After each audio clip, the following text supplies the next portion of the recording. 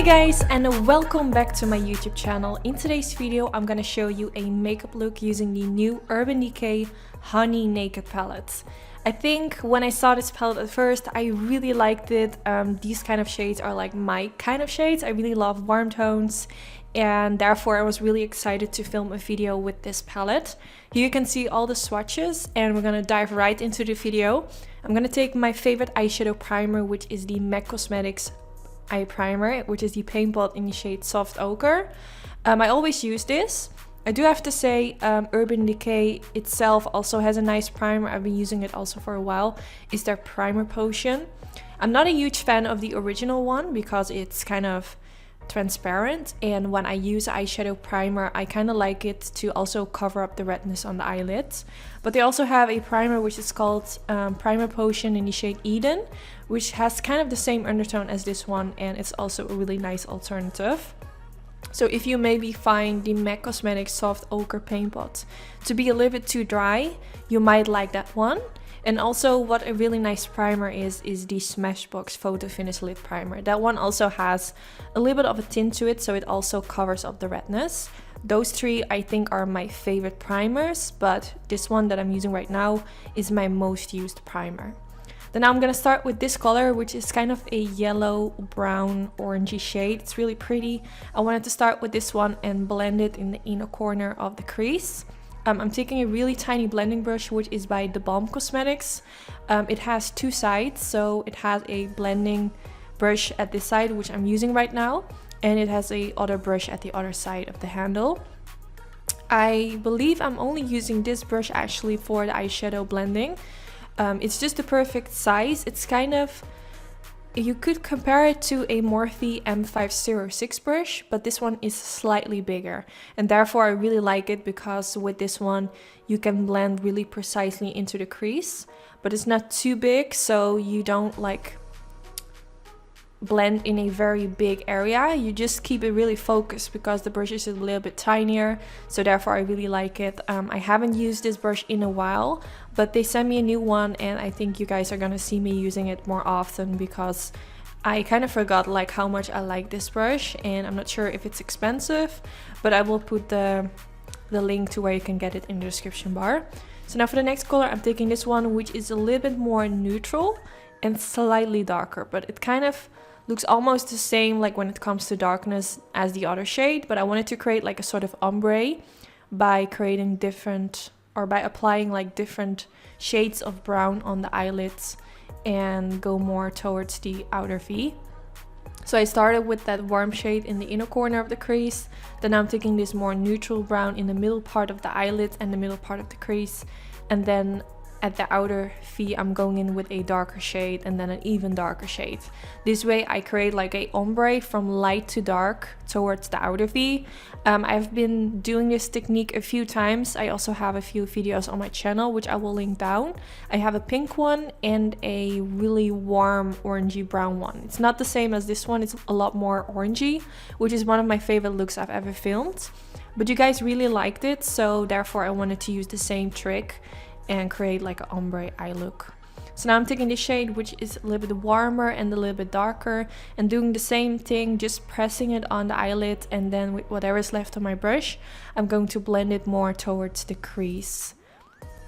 And this is also the end of the eyelid, so I will also say like at the outer end of the crease, kind of blending it like in a round shape at the outer V area. And yeah, I think with an eye look like this you really want to be focused on to make sure that the outer V looks well blended out. You can see me like making sort of circle motions all the time. This way you get like a really nice shape. Sometimes you see me in videos using like eyeshadow guards. You can also use it for this eye look, or some sticky tape at the end of the eyelid, and this way you get more of a sharper edge at the outer end of the eyelid. But for today I wanted to do more of a round shape. And for if you don't, or if you're not really good at doing this, like making a nice outer end, I'm gonna show a trick at the end because mine didn't look perfect today as well, but I have a really simple trick on how you can fix this, and I think I've been showing it a few times in my videos, but today I wanted to go a little bit more in depth on how I do this and why. Because it's just an easy trick and it's really nice for those who are starting with makeup, because it's just like a trick that you can use, which is gonna make it just easier, if that makes sense. So now I took an even darker shade and applying that at the outer V, just because I felt like the shades that I used are all kind of in the same undertone. Like there's not like a huge contrast in between, like when it comes to the darkness of the shades that I use. So I felt like I needed at least one more shade to create a little bit more depth at the outer V. So that's why I used the darkest brown shade in the palette. Now I'm also creating more of a, not really a really sharp edge, but more like in a triangle, if that makes sense. It's not really round looking anymore. I don't know why I did this, but I think it looks better with my eyes. I have no idea what I'm saying, guys. At first I thought I was doing like a round shape. I filmed this a few days ago, so I kind of forgot like what I was going for. But now it's turning more into a triangle. And I just keep blending and blending. I feel like with matte shades it's really important to keep blending, because you really want the shades to like really fade into each other really smoothly. So therefore blending is really important. So now I'm taking the Tarte Cosmetics Shape Tape Concealer and I'm taking a Sigma brush in the number E25. And I just apply a really tiny amount of concealer on it and I'm gonna blend along the edges. This is the trick that I was talking about, which is gonna make it look more smooth. And therefore you don't have to be super precise with the blending if you're not really good at it. You can use a little bit concealer and that will fix that. So now I take the lightest color and I'm gonna apply a little bit of that underneath the brow bone. When I swatched all the shades on my arm, I kind of noticed that this is the only shade in this palette which is more to the cool side. I was kind of surprised that they didn't make this shade more like with a golden or golden champagne undertone, because I feel like when you swatch it on your arm, it feels like this shade doesn't really belong in this palette, if that makes sense. So I wasn't sure if I would apply it underneath the brow if it would suit with this eye look, but I actually think it looks really good. So it doesn't even matter, but that was like my first thought when I swatched it on my arm, that I was like, why is this so cool tone like in comparison with the other shades?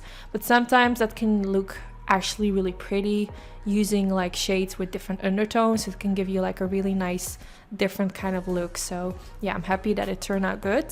So in my waterline you saw me use the Morphe 5s pencil, and now I'm taking this shade with a flat diviner brush and pressing this right underneath the lower lash line.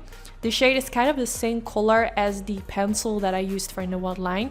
So I'm just pressing it like right underneath the lower lash line, but also gently on top of the waterline, so it kind of covers up the pencil in the waterline. If you're wearing like contacts in your eyes, you might want to be a little bit careful. I've never worn like contacts. I've tried, but I'm just not good at it. I don't know how to apply it. I find it really hard. I get like watery eyes. But I know people most often like apply them before doing their makeup. But for me personally, that makes the thought about wearing contacts even more scary, because what if you're doing your eyeshadow and then there's like getting eyeshadow in your contacts, then you have to pull out your contacts. Oh my god, I know like people that wear it every day, they're like, it's not even that hard, but I think for those who have never worn contacts, it's just such a scary thought. I don't know, I just find it really scary. But now I use the same shade which I use for underneath the brow bone in the inner corner area, just to make this shade, just to kind of make the shade come back somewhere else in the eye look, so it kind of complements each other. Then I'm taking this eyeliner which is from Inglot. This is their black gel eyeliner, and I'm gonna create a simple line above the lash line. You don't have to be precise with this because I'm gonna smudge it out at the end, but you just want to be a little bit precise. You want it to be a line, but you don't have to be really focused on that it has to look really neat, because we're gonna smudge it out. If you don't like smudged out winged liners or smudged out eyeliner or anything, you can go for a winged liner, or like what I'm doing right now, a simple line above the lash line. You don't have to follow each step that I'm doing. If you see something you don't like, you can totally give your own twist to it. So now I take a tiny pencil brush with the darkest brown color, and I'm gonna kind of press it on top of where I just applied the gel eyeliner. Now I switched to a tinier brush. This one is by Suifa. It's their tiniest pencil brush. And I really noticed that this brush doesn't give a lot of fallout. Some brushes, when you apply eyeshadow on it, the eyeshadow just falls off. But this brush kind of sucks up the eyeshadow, and I feel like it works really well. I use this brush very often just because of that reason. So now I'm gonna quickly curl my lashes and apply some mascara. I used my favorite mascara, which is the Roller Lash Mascara. I use it in almost every video. I just apply a thin coat on the upper lashes and then also on the bottom lashes. I really love how long it makes my lashes. And then now I applied my fake lashes. I used my own lashes in the style Betty from my brand Anytude. I will make sure to link it down in the description bar. These are my current go-to lashes. I just feel like they just really suit my eye shape. I don't know what it is, but I just really like to use them. And yeah, that was that. I really hope you all enjoyed. Let me know in the comments if you want me to do another look using this palette, maybe play with the golden shimmery shades. And hopefully I will see you all in my next video. Bye guys!